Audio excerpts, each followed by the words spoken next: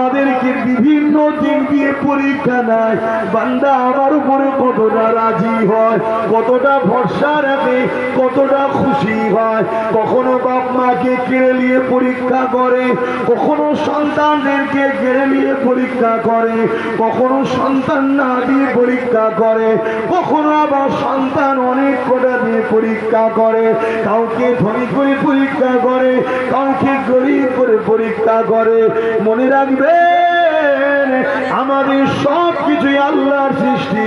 এই দুটো চোখ আল্লাহ দিয়েছে, এই দুটো হাত আল্লাহ দিয়েছে, এই দুটো পা আল্লাহ দিয়েছে। আমি আপনাকে আল্লাহ পাক সৃষ্টি করেছে।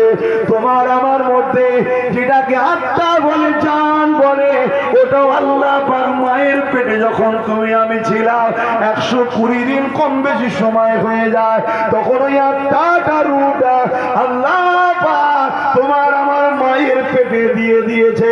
দুনিয়া জমিনে যতদিন তোমার আমার হায়াত আল্লাহ রেখেছে, ওই আত্মা শরীরে থাকবে।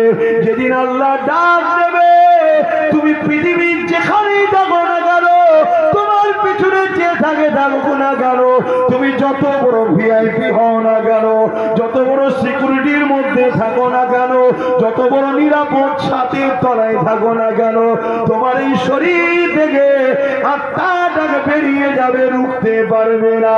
কেননা এটা কারো কথা শোনে না, এটা একমাত্র আল্লাহ পাকের হুকুম।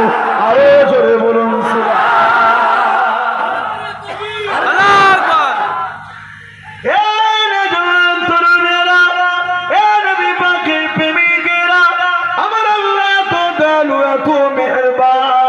তিনি তোমাকে আমাকে এত কিছু দামি দামি দিবার পরও একবার আল্লাহ বলেন, বান্দারে আমি তোদের উপরে ইহসান করেছি, আমি তোদের উপরে দয়া দেখিয়েছি, আমি তোদের উপরে ইহসান করেছি। একবার আল্লাহ বলে না, কিন্তু আমার রাসূলুল্লাহকে পাঠিয়ে